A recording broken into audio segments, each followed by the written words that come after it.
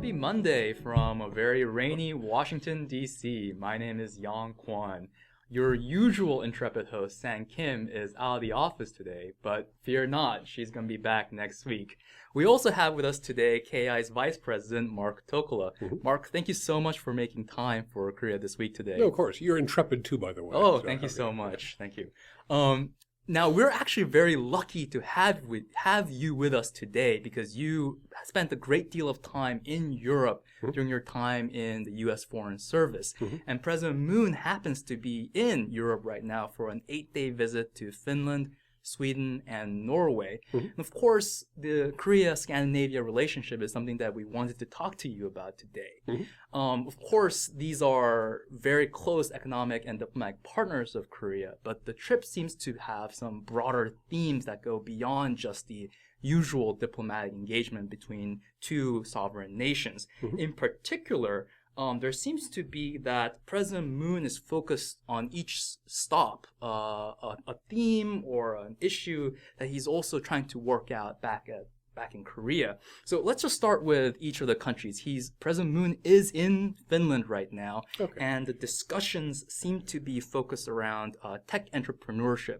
Are there, why Finland? Why is this discussion happening in Finland? Are there issues that South Korea can benchmark from Finland? Okay, before that, it's kind of good to remember that in 2018, President Moon made a trip to Europe too. And that was kind of the southern swing. So in 2018, he went to Paris, Rome, the Vatican, Brussels, and Copenhagen. So now a year later, he's doing kind of the northern swing through Finland, Sweden, Norway. So he's kind of rounding out the European picture. Yeah, Finland's a very interesting country for Korea because they have a lot of similarities.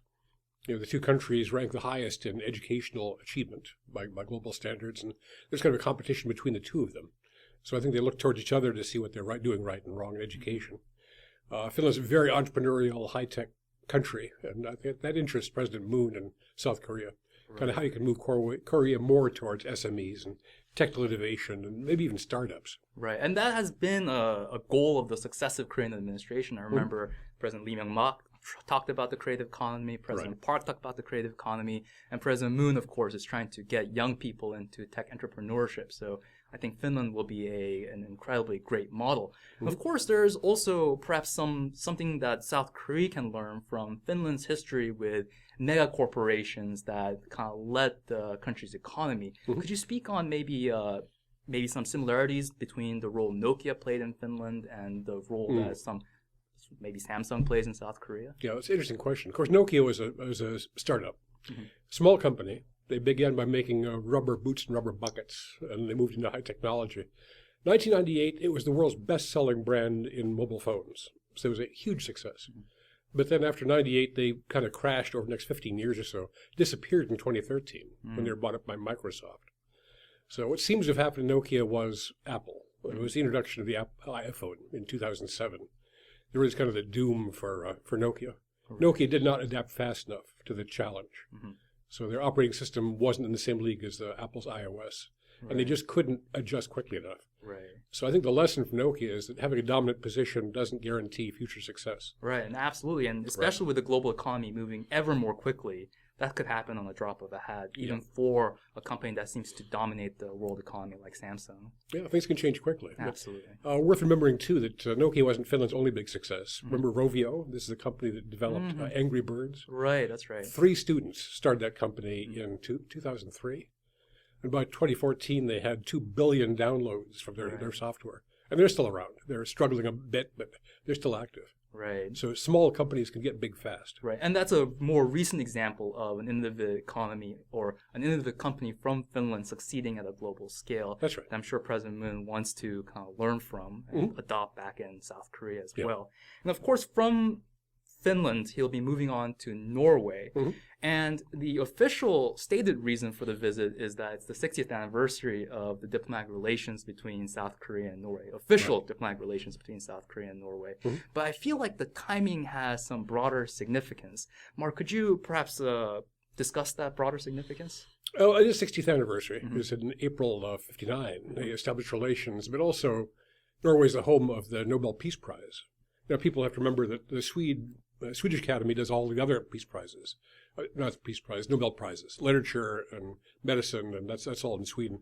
The Peace Prize is Norwegian. Norwegian Nobel Committee awards that.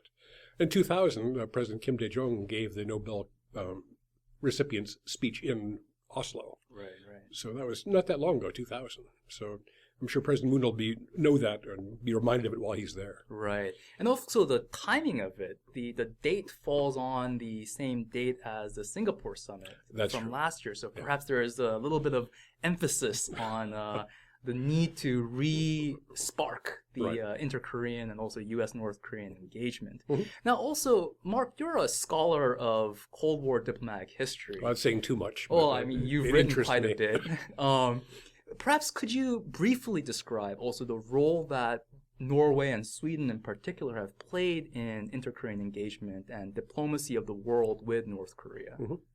Norway, Norway did send a mobile army surgical hospital to Korea during the Korean War.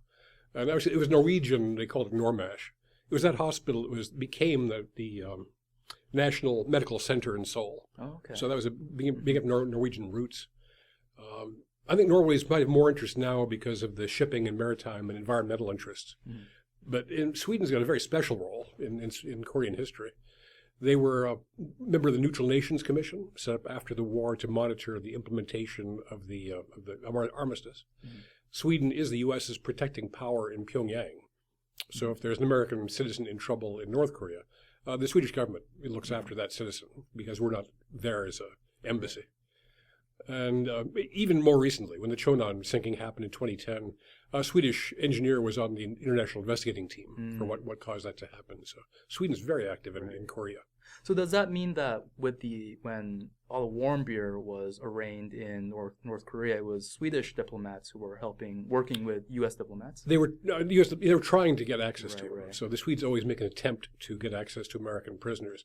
In Otto Warmbier's case, I'm not sure the Swedes actually had a chance to visit him. I see. Much they were allowed to, but they make representations. They try. Right, right. So they play a significant role in our engagement with North Korea since we don't actually have official diplomatic ties with the country. That's correct. That's very interesting. And of course, there were also side discussions, I think, going to happen between Norway and South Korea during President Moon's visit over clean energy, actually, because North Korea Sovereign Wealth Fund is one of the leaders in the global economy in divestment from carbon energy and fossil fuel. So I think South Korea and Norway want to also cooperate on how to engage in more cleaner energy. Oh yeah, that's a big theme in the Nordic countries. Right, absolutely. And moving from Norway, the President Moon is going to end his visit of Europe in Stockholm in Sweden. And let me get this correct. The focus here will be, quote, on innovative, inclusive nation, especially regarding science and technology, environment, welfare, and gender equality. That's a very broad, very important topics. Right. But Sweden, and in fact all the countries he's visiting in this trip, rank very highly on the global level. The 2018 World Economic Forum's report suggested that Finland, Sweden, and Norway each rank second, third, and fourth respectively for the narrowest gender gap in economics, in political empowerment, and health access. So I think these are things that South Korea really wants to get in on and learn from and adopt in the home country. And I was wondering, could you briefly discuss why it is that South Korea might be so interested in gender equality at this moment and for President Moon during his visit? Well, Korea does not rank high on international standards for gender equality. No. There's some work to be done, and so I think both in it for its own sake and for the growth of the South Korean economy, they need to have more women in the marketplace. Needs to be encouraged, more equality, more women participation. Right. So looking to the Scandinavian countries is a kind of a logical place to look to see how it actually works. Right. It's true in the United States, too. I think you'll find American progressive politicians tend to look to the Nordic countries as models of how you can run a society along progressive lines. Right. Denmark comes up a lot. Yeah, and Finland also in the rankings is the happiest country in the world, according to one recent study. So they're getting something right. Right, and as you mentioned briefly in our private conversation, ranks very high in education, but also in youth happiness, which I'm sure South Korea is very envious of. Somehow the Finnish educational system succeeds in educating Finnish youth without making them very miserable. Right. So they rank rather high in terms of stress among Europeans, but globally the Finnish students are ranked as more content, certainly more than the Korean students. Absolutely. And very briefly, just to end out our conversation, another big event in Europe this week is that South Korea and Great Britain have signed an outline of a free trade agreement between between Great Britain and South Korea. And I was wondering, why South Korea and Great Britain? Is there a reason why South Korea was picked out by the British government as the first Asian country that they sign this kind of a sketch of a deal? Well, I think it's because Britain already has a free trade agreement with South Korea through the Korea-EU free trade agreement. And so it's already in place and is operating well. So I think what they're talking about for the UK and South Korea is very much the same as the EU-South Korea deal, just kind of shrunk down to Britain size. Right, right. This is part of the decoupling that Great Britain is doing right now. Yeah, we'll see if that actually happens or not. There's still time. That's true. They kicked the deadline off at the end of October now, so time will tell. That's right. Well, thank you very much for that very informative discussion on President Moon's visit to South Korea and also the lovely history lesson on the role that they played, the Scandinavian countries played in the Korean Peninsula. Yeah, it's an interesting topic. We don't pay much attention to South Korean European ties, but we should. They're important too. Absolutely. Yes. Now, audiences, if you like this video, please don't forget to like, share it with your friends, and also visit us at keia.org. And do consider tuning in tomorrow or also visiting us in person for a wonderful event at noon about a special economic zone in North Korea. King's College research associate Theo Clement will be discussing how South Korea and China have pursued very different models for investing in North Korea. Chinese with small-scale trading, and in South Korea pursuing more conglomerate-led investment. It'll be a fascinating discussion, and I think very important for North Korea moving forward as well, especially if there are further talks about sanctions being lifted and more economic engagement being allowed in North Korea. So I hope people visit, and again, you can find more information at keia.org. Korea This Week, of course, will be back next week with Sang Kim. So see you then.